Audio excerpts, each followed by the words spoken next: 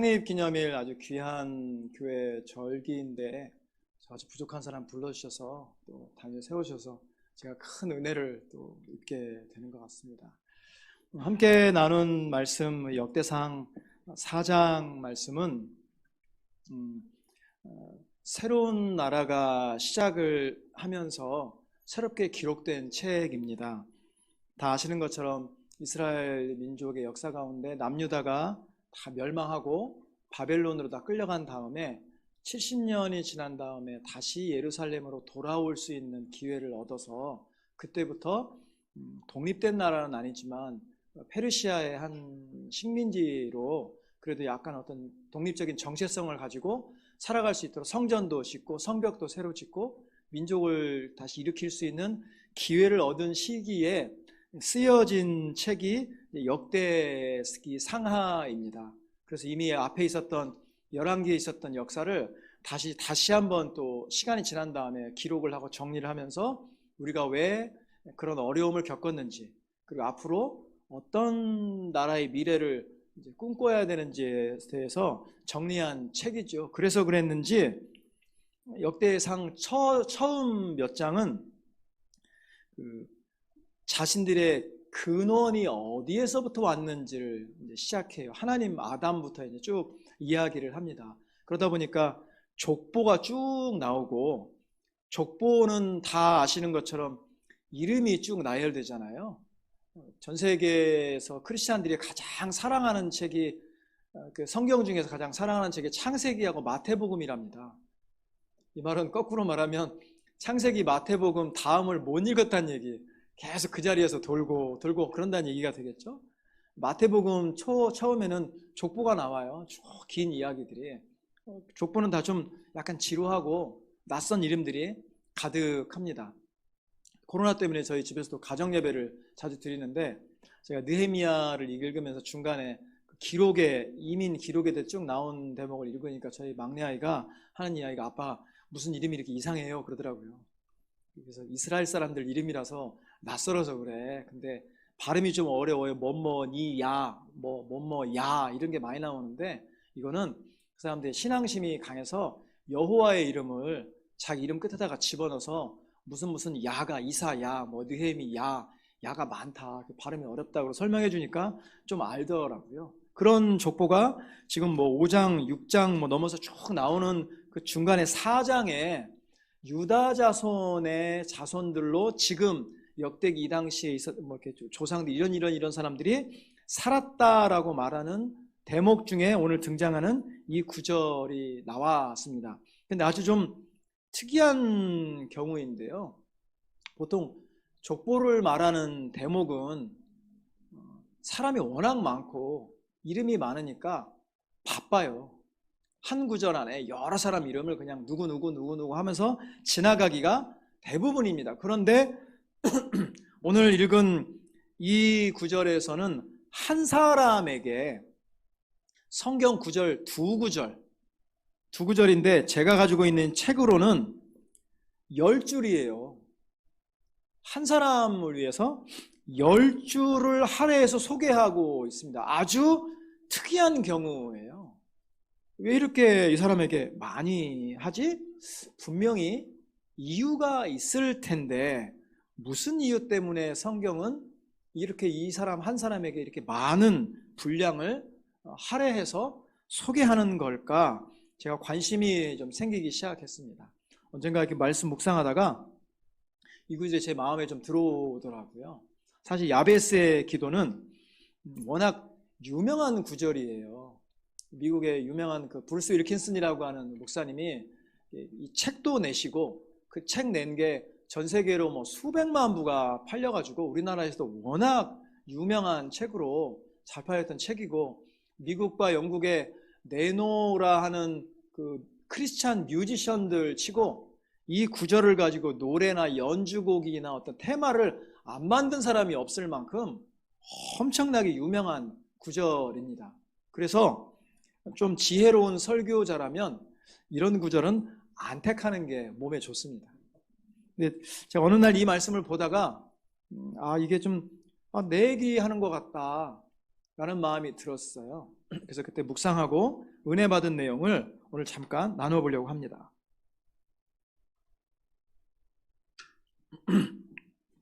갑자기 목이 좀 걸려서.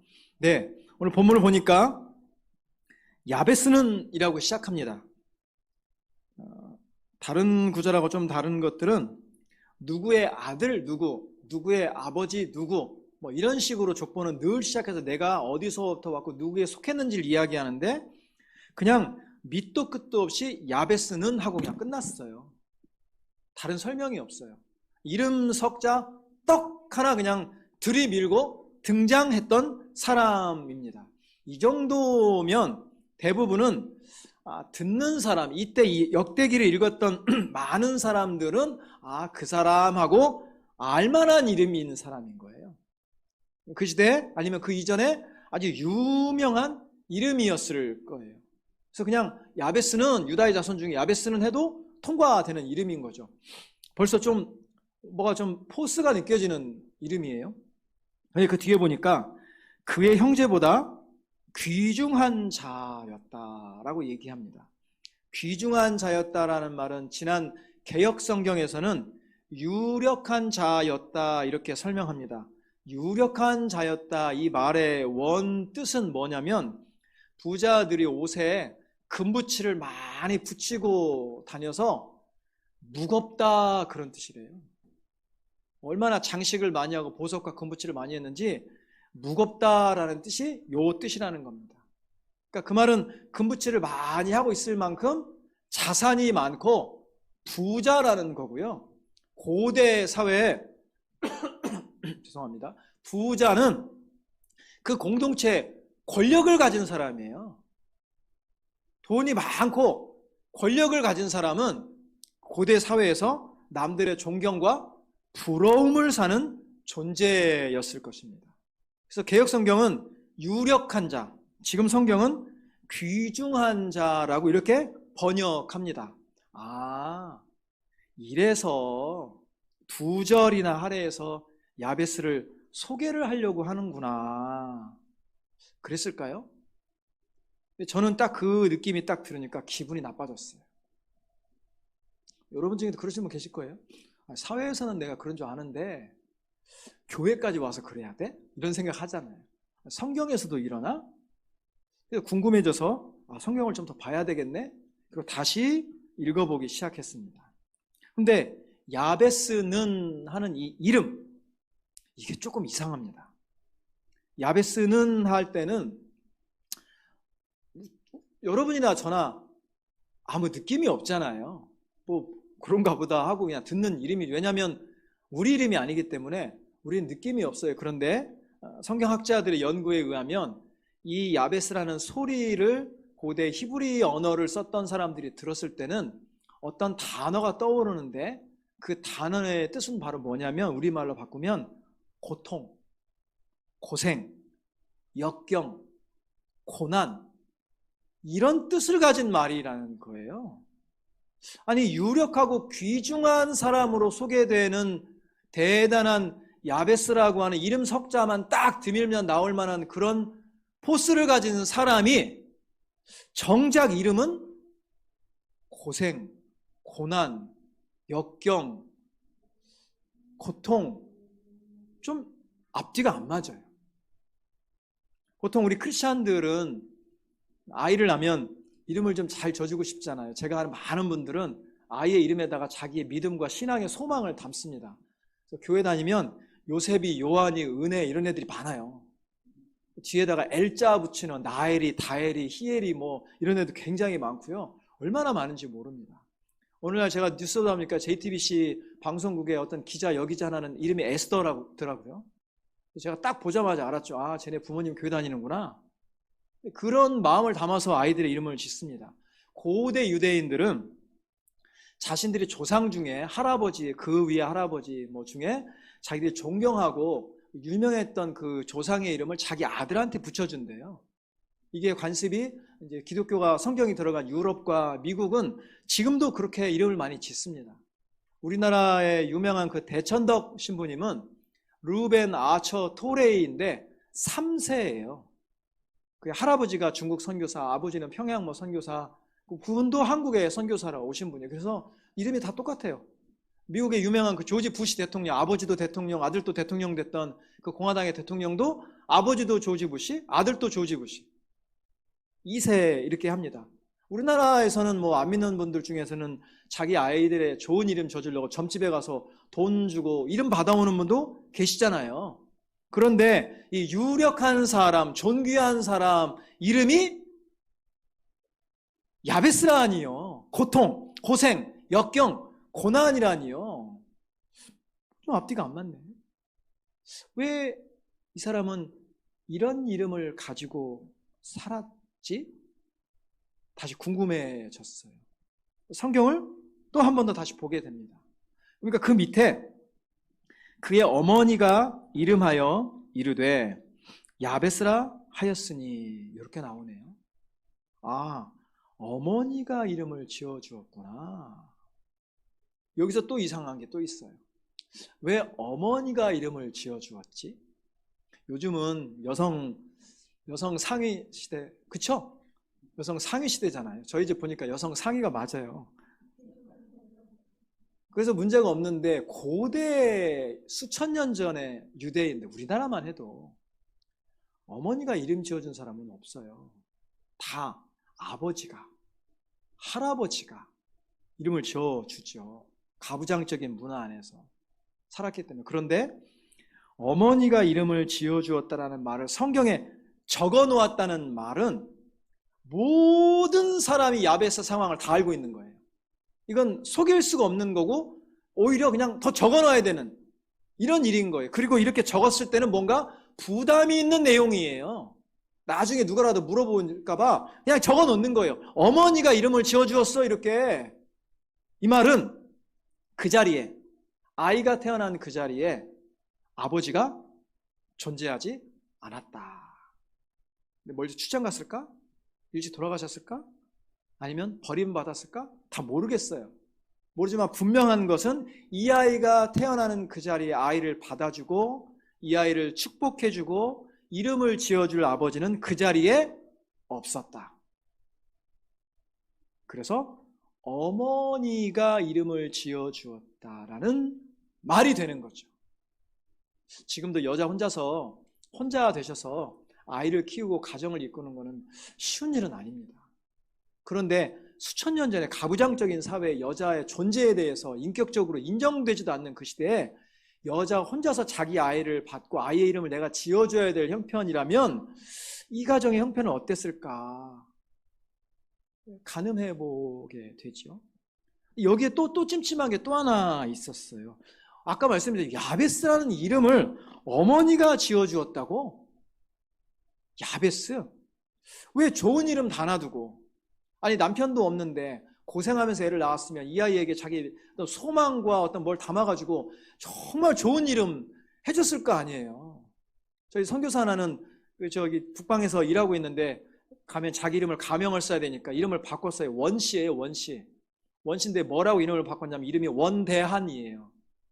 원대한. 이름이 그렇게 져야죠. 이름을 원대한. 얼마나 이렇게 크고 멋있고 그 규모가 있어요. 근데 야베스가 뭐예요? 야베스가 왜 하필 이런 이름을 지었을까? 뒤에 보니까 이유가 있어요. 이는 내가 수고로이 낳았다 함이었더라. 힘들게 애를 낳아서 애의 이름을 고통이라고 지었다. 출산할 때 애가 배가 많이 아팠나 보구나. 제 아내 친구는 자연분만 하려고 병원에서 2박 3일을 진통을 하다가요. 결국은 제왕절개를 해서 애를 낳았어요. 그러니까 출산하면 막 끔찍한 고통의 기억이에요. 제 아내는 첫 아이를 딱 임신했는데 임신하자마자 입덧을 하더라고요. 병원에 갔더니 애가 생겼는지 안 생겼는지 보이지도 않는데 몇 주 있다 다시 오라. 그런데도 입덧을 해요. 그 입덧을 9개월 내내 입덧을 하는 거예요. 지나가다가 간판에 무슨 칼국수 우엑 이래요. 나중에는 집에서 밥 냄새를 못 맡아가지고 밥을 하면 바깥에 대고 나가서 거기서 문 열고 다 식히고 김 빼고 그리고 덜어가지고 집에 와서 방에 들어와서 그리고 밥을 먹었어요.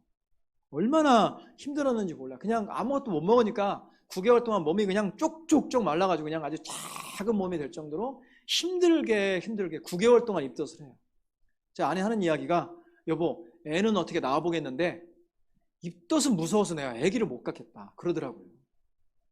여러분, 저희 집에 애가 셋이에요. 그렇게 고생을 하고 애를 가졌어도 아이를 보는 순간 그 모든 고통과 고생은 다 날아가 버리는 거예요. 이 아이가 얼마나 이쁘고 얼마나 소중하고 얼마나 사랑스러운지 그거는 그냥 다 지나가 버리고 또 갖고 또 갖고, 그게 엄마예요. 그게 모성애예요. 그런데 그 엄마가 아무리 배가 아파서 나를 낳았다고 해도 그 아들을, 태어난 아들한테 너는 이름이 고생이다, 고난이다, 고통이다라고 지어줬겠냐고요. 이해할 수 없는 이름이에요. 그러면 생각을 좀 한 번 더 해보는 거죠. 그러면 출산이 힘들어서, 입덧이 힘들어서 이게 아니라 수고로이 낳았다, 이 말에는 이 아이를 낳기 전에 이 여자가 가졌던 시간들, 그리고 이 아이를 임신하고 9개월 동안 보낸 그 나날들, 그리고 이 아이와 함께 혼자서 살아가야 될 이 아이의 미래를 볼 때에 어느 한 곳에도 소망이 없어요. 의지할 것이 없고, 고통, 좌절, 절망, 낙담, 우울, 고통, 포기, 그리고 이 엄마의 입에서 아이야, 앞으로 살아갈 네 인생은 고통이다, 고생이다, 역경과 고난밖에 없다. 그리고 자신의 그 저주 같은 이름을 이 아이에게 붙여준 것 같아요. 그러니까 이 이름만 보고, 이 어머니가 이렇게 이름을 지었다는 이 말 한마디 안에서 많은 것들을 상상해 볼 수 있습니다. 이런 이름을 어머니로부터 받은 이 아이는 어떻게 자랐을까? 그의 유년 시절은 어땠을까? 그의 10대 청소년 시절은 어땠을까? 이 아이는 자라면서 어떤 대접을 받고 어떤 삶들을 경험하면서 지내왔을까? 주변으로부터 어떤 대우를 받으며 대접을 받았을까? 상상해져요. 많이 가난했겠구나. 많이 외로웠겠구나.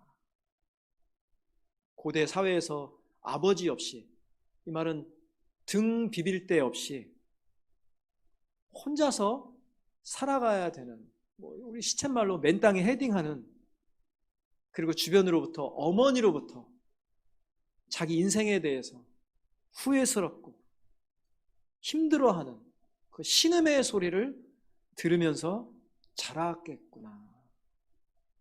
어쩌면 자기는 아직 경험해보지 못했는데 자신의 모든 미래를 그냥 저주스러운 미래로 그냥 물려받은 인생을 살았겠구나라는 상상을 해보게 됩니다.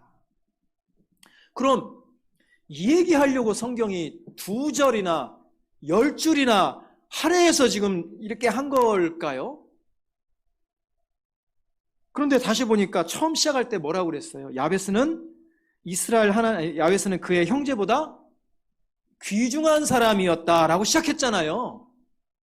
시작은 존귀한 사람, 귀중한 사람, 유력한 사람, 돈 많은 사람, 권력 있는 사람, 존경받는 사람, 부러운 사람이라고 소개해놓고 막상 그 이름은 어떻다고요? 고통과 고난과 저주와 뭐가 이상한데? 그러면 그렇게 태어났는데 지금 등장할 때는 전혀 다른 모습으로 등장하고 있다면 그 사이에 뭔가가 일어난 것입니다. 뭔가가 달라진 것입니다. 그 출발이 완전히 뒤집어지는 변화가, 고생과 고통과 역경의 시작이 뒤집어져서 존귀하고 유력한 삶으로 뒤집어지는 역사가 이 사람의 삶 속에 있었구나라는 것을 짐작하게 됩니다. 그러고 보니까 성경이 말하고 싶었던 게 바로 이것 때문이었나 보다 생각하게 되는 거죠. 좌절스러운 인생, 야베스라는 이름을 가졌던 인생이 어떻게 존귀한 인생으로 바뀌게 되었는지 아마 성경은 이 이야기를 우리한테 하고 싶었던 것 같습니다. 여러분, 저는 이런 변화를 사모하고 있습니다. 아니, 내 삶에 이미 그런 변화를 사모했었습니다. 우리 좋은 교회 여러분들도 이런 변화가 여러분의 삶에 있기를 축원합니다. 우리가 예수 그리스도 안에 붙들려 있기만 한다면 우리는 그 어떤 과거로부터도 이런 변화를 경험할 수 있게 될 것입니다. 어떤 변화가 이렇게 일어나게 되었을까? 무슨 일이 있었길래 이렇게 극적인 변화가 야베스라는 사람의 삶에 일어났을까? 궁금해집니다. 성경은 다 모든 것을 다 말해주진 않아요. 그런데 우리가 꼭 기억하고 있어야 될 단서 하나를 남겨두었습니다. 그게 바로 10절 말씀입니다. 우리 10절 말씀을 좀 다 같이 성경을 보시면서 같이 한번 읽어보고 싶습니다. 10절 시작.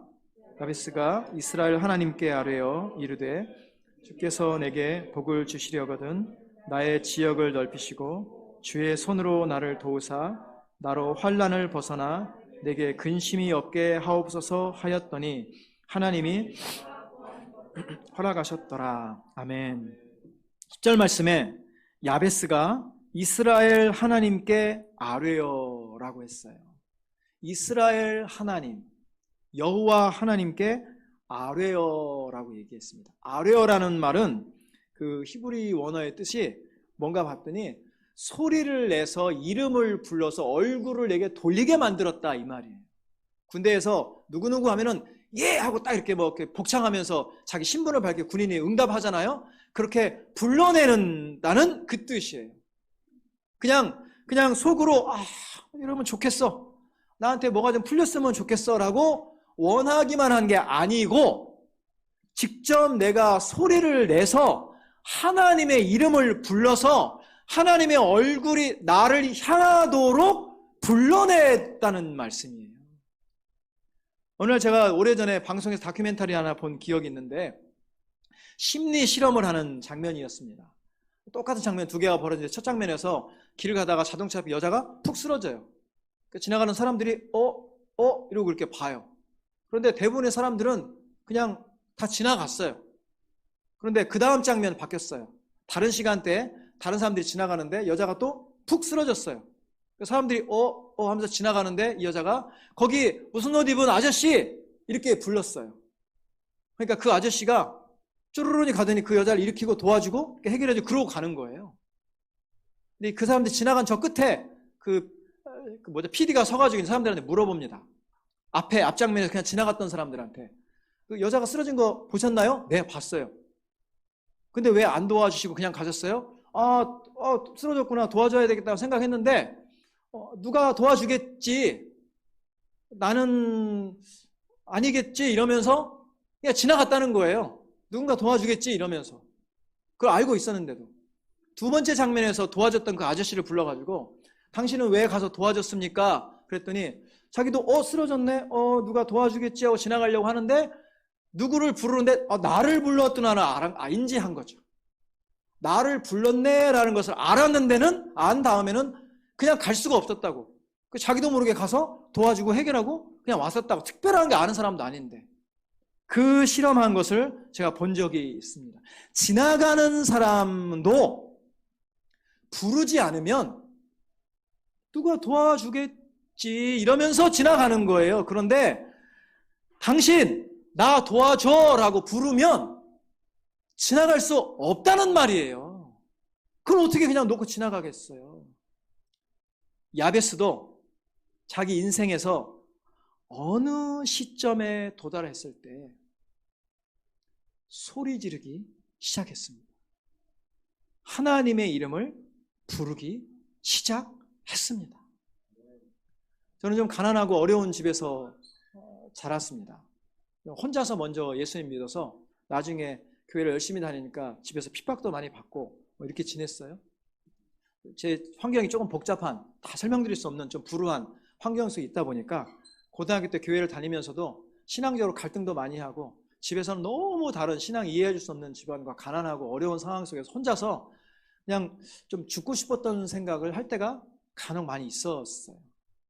그때에 제가 교회에서 들었던 말씀이 있습니다. 제가 어려움을 얘기했을 때 우리 주일학교 선생님, 집사님이 석건아, 사도행전 16장 31절에 주 예수를 믿으라. 그리하면 너와 너의 집이 구원을 얻으리라고 말씀하고 있다. 너뿐이 아니라 너의 집까지도 하나님이 구원하실 거다. 이렇게 가르쳐 주셨어요.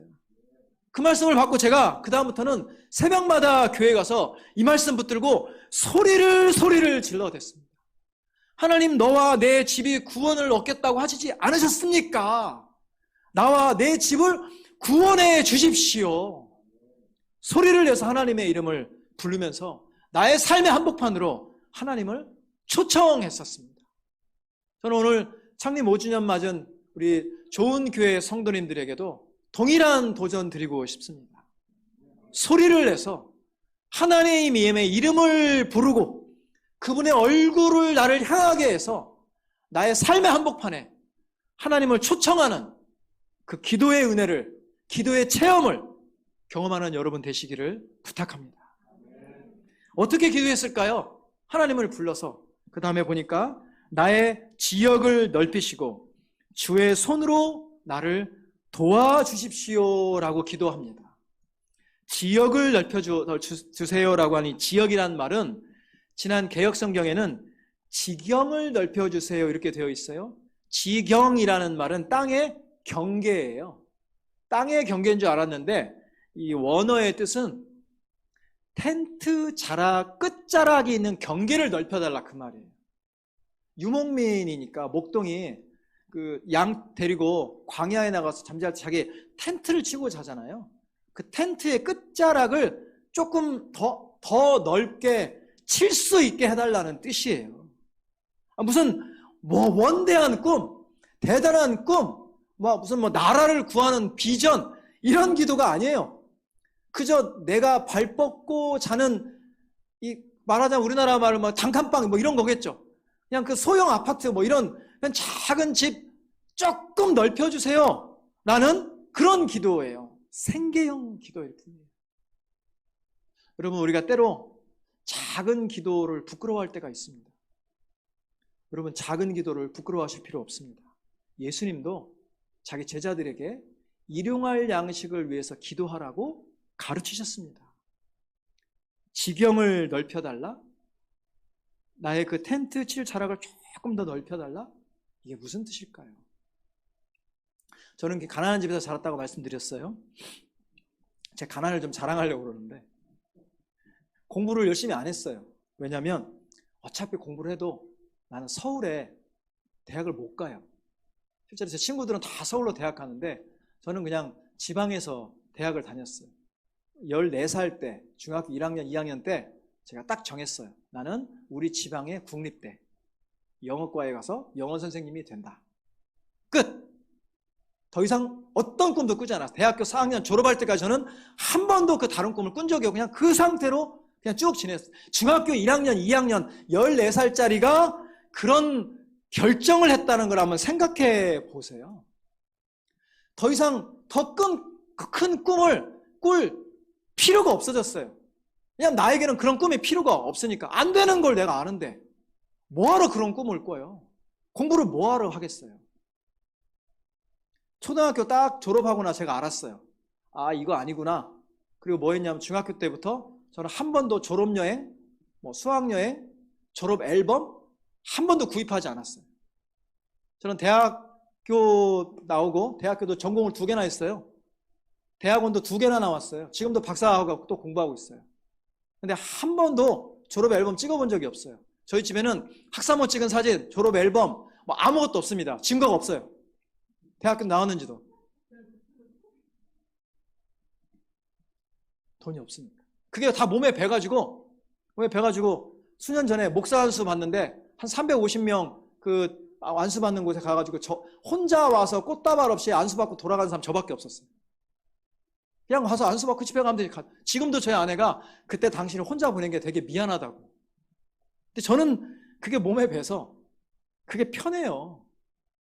근데 여러분 14살짜리가 자기 갈 대학을 딱 정하고 가정 형편 따라서 더 이상 아무 꿈도 꾸지 않는 그 청년, 그 청소년을 한번 상상해 보세요. 아무런 시도도 해보려고 하지 않는, 할 필요가 없으니까.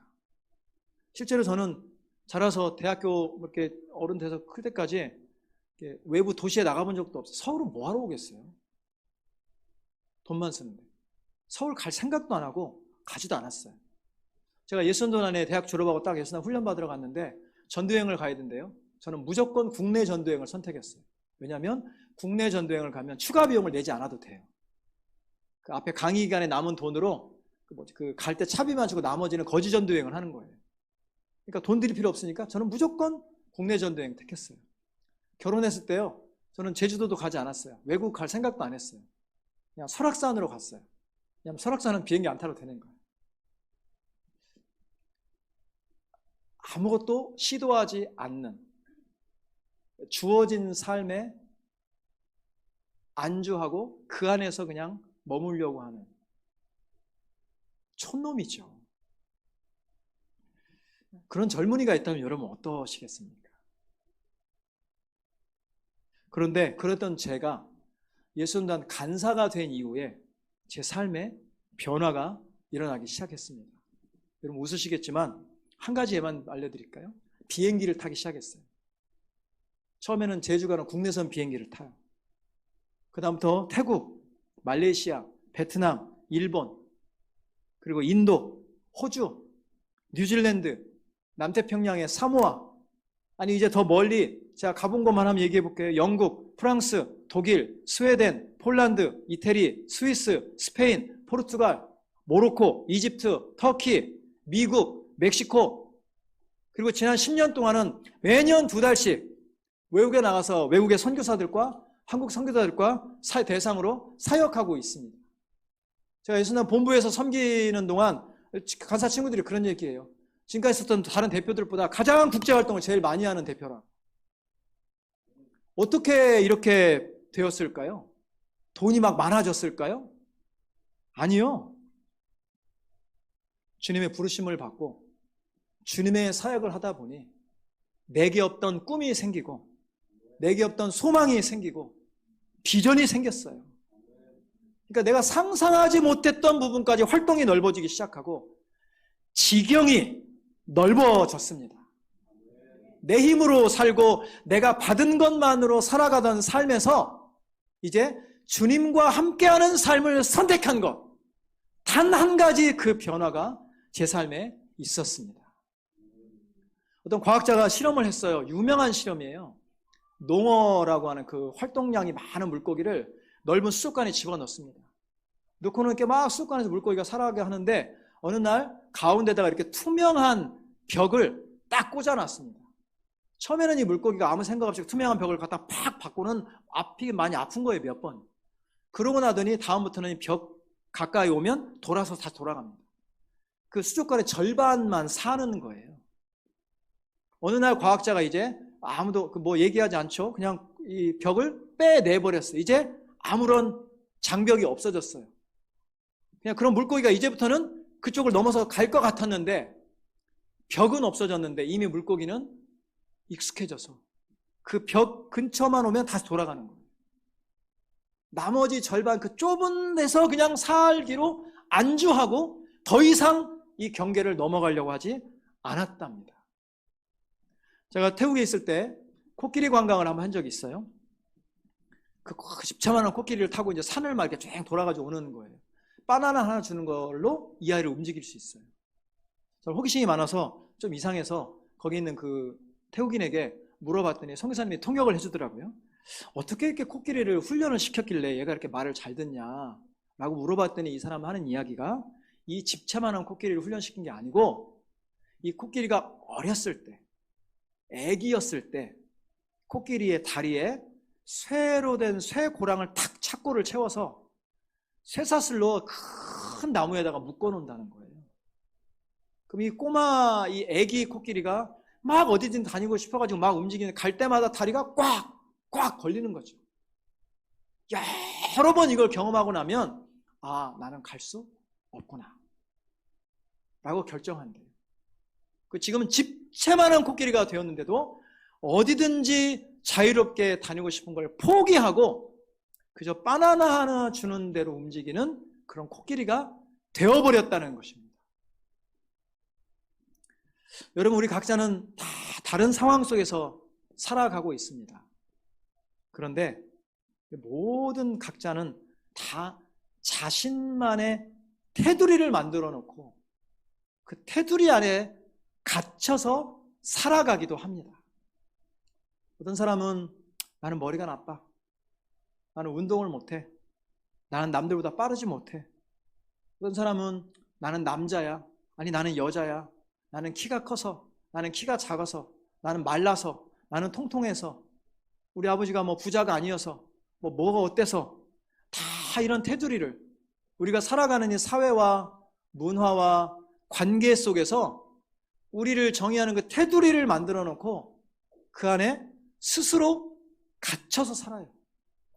그 한계를 정해놓고 나는 뛰어넘지 못할 거라는 생각을 하고 스스로 좌절하는 자기 자신에 절망하고 그리고 또다시 포기하고 이제 저의 젊었던 시절처럼 꿈꾸려는 시도조차 하지 않고 스스로 포기하는 삶을 살아가는 사람들도 많이 있습니다.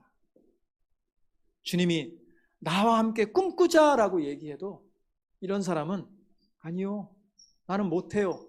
스스로 만들어 놓은 감옥 속에 들어가서 살고 있는 사람입니다. 야베스도 그랬을 가능성이 있겠죠.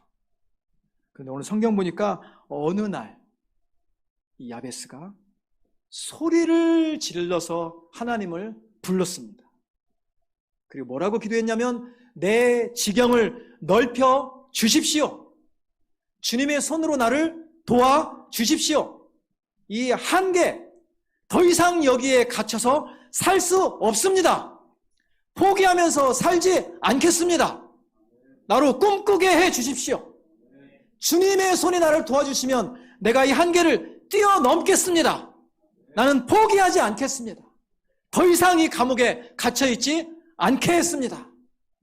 빌립보서 4장 13절 말씀에 내게 능력 주시는 자 안에서 내가 모든 것을 할 수 있습니다. 할렐루야. 우리 좋은 교회 성도 여러분, 야베스처럼 나의 지경을 넓혀달라고 기도하는 여러분 되시기를 바랍니다. 여기서 딱 끝나면 딱 좋아요. 여러분들 그러시죠? 성경도 여기서 딱 끝나면 아무 이상이 없습니다. 앞뒤 문맥 11절로 넘어가도 문맥에 큰 부담이 없고 어색함이 없어요. 그런데 성경에 한 가지를 더 기록해 놨습니다. 그게 마지막 끝절이에요.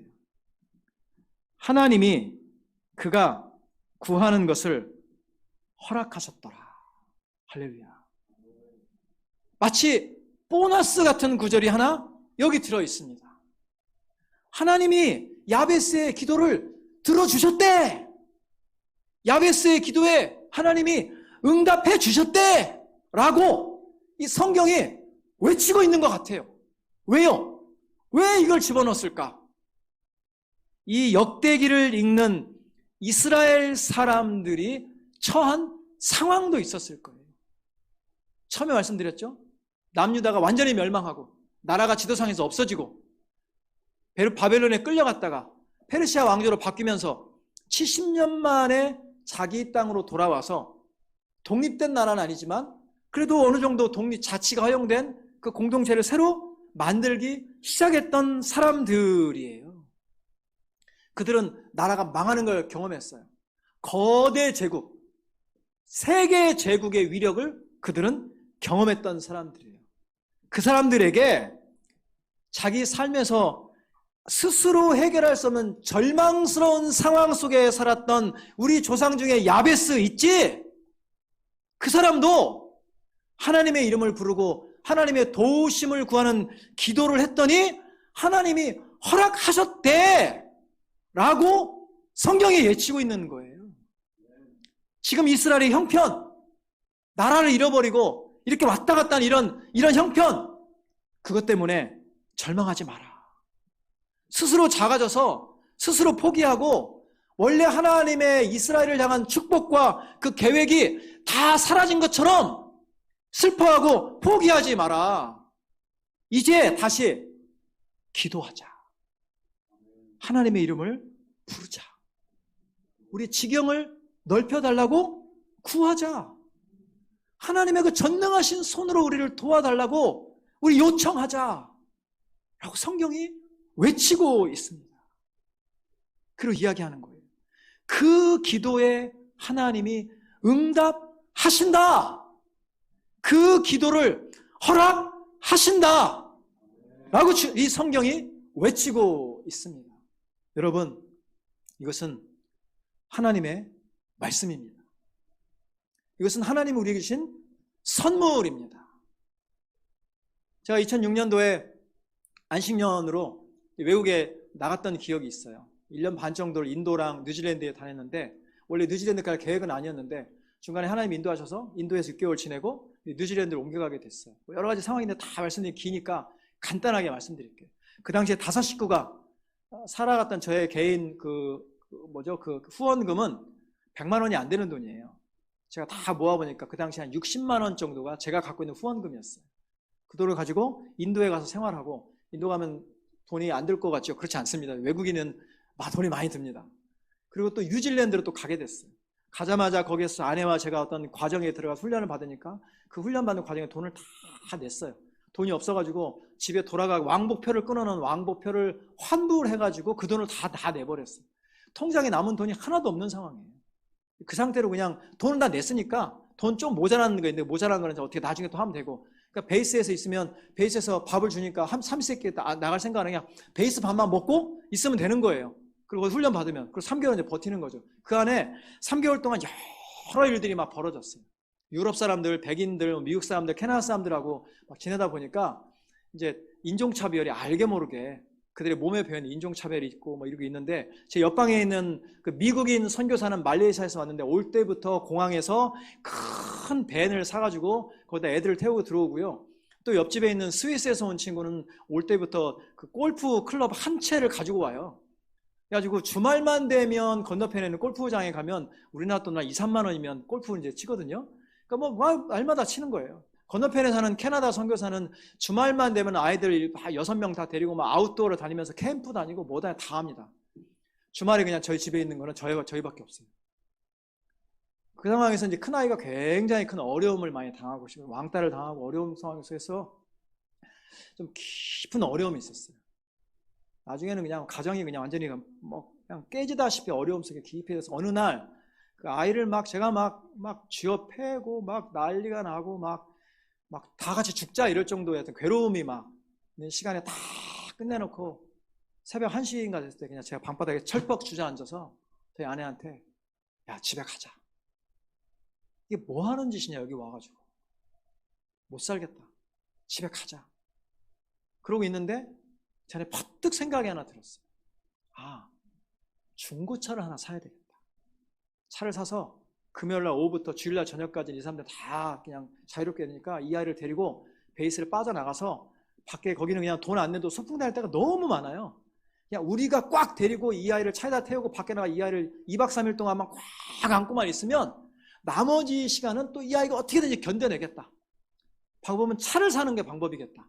그때 저희 아내가, 여보 돈 있어? 여보 그래도 차를 사자. 돈 있으면 사. 그러는 거예요. 돈이 없었어요.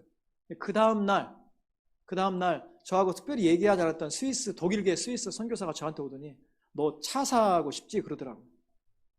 나 사고 싶다 그랬어요. 차를 타고 나가야 되는 거고요. 또 우리나라 같은 교차로 이런 거 돈 주고 사서 와서 봐야 되는데 제가 아무것도 없잖아요. 그럼 내가 이거 너 할 때 내가 좀 알려줄까? 자기가 도와주겠대요. 그래서 자기 돈으로 자기가 차 타고 나가서 그 정보지를 사가지고 와서 저를 보여, 이 중에 하나 골라 그러더라고요. 그래서 골랐더니 여기는 언제 가자. 목요일 날, 그때가 월요일이었는데 목요일 날 오후에 하루 일과가 끝나고 4시 반에 저를 데리고 1시간 반 떨어진 어떤 다른 도시에 가서 중고차를 직접 거래해서 사온 거예요. 사온 그 다음날 아침에 지역에 가가지고 차 등록하고 보험을 다 등록하면 이제 제 차가 딱 되는 거죠. 근데 제가 돈이 없잖아요. 그 다음날 아침에 차를 가지고 우체국에 등록하러 가는 길에 거기 이제 PC방이 있었어요. 거기는 우리나라처럼 인터넷 잘 되지 않기 때문에. 제 USB 공인인증서를 가지고 PC방에 국민은행 계좌를 딱 열어가지고 꽂아서 열었더니 차값과 보험료를 처리하는 딱 그 돈이 통장에 들어와 있었어요. 더 놀라운 것은 보낸 사람의 이름을 제가 모르는 사람이 보낸 돈이에요. 저는 이미 8개월 전, 7개월 전에 한국을 떠났고 아까 말씀드린 것처럼 그런 가정 형편에서 집에서 한 푼도 제가 무슨 후원받아 산 적도 없고 교회에서는 평신도였기 때문에 목사한술 안 받기 때문에 따로 어떻게 후원금 받는 것도 없고 처갓집에서도 그런 거 없고 처갓집에 그런 얘기하면 얼마나 창피해요. 얘기할 수도 없고 7개월 전에 한국 떠나서 뉴질랜드까지 한국에 있는 사람이 아무도 몰라요. 기도 편지도 저는 보낸 적이 없어요. 근데 지구 남반구에 그날 밤에 땅바닥에 철포덕 주저앉아서 그렇게 신음했던 그 소리를 하나님이 들으셨어요. 저도 알지 못하는 사람이 주일날 밤에 그 얘기하고 월요일날 차 사기로 결정했는데 목요일날 차 샀을 때 그 밤에 그 비용이 제 통장에 들어와 있었던 거예요. 큰 돈도 아니에요. 저는 그 순간을 죽을 때까지 잊지 않을 것입니다. 그 이후에 수많은 간증들이 있겠지만 그거 다 없어도 괜찮아요. 저는 그 한 번의 그 체험 때문에 예수님 배반하지 않을 거예요. 왜? 제가 알거든요. 나의 신음도 하나님은 들으십니다. 성경은 우리에게 분명히 이야기하고 있습니다. 하나님이 야베스의 기도를 허락하셨습니다. 저와 여러분의 기도에 하나님은 응답하실 것입니다. 우리의 기도에 귀 기울이시는 하나님이십니다. 그러니 포기하지 마십시오. 절대로 포기하지 마십시오. 다시 소리를 높이시고 하나님의 이름을 부르십시다. 하나님의 손이 우리 삶에 역사하시는 그 놀라운 역사를 기대하십시다. 하나님은 야베스 같은 인생도 존귀한 인생으로 바꾸시는 능력의 하나님이십니다. 우리도 야베스처럼 기도함으로 존귀한 인생으로 변화하는 그 은혜를, 그 경험을 받아 누리시는 저와 여러분 되시기를 축원합니다.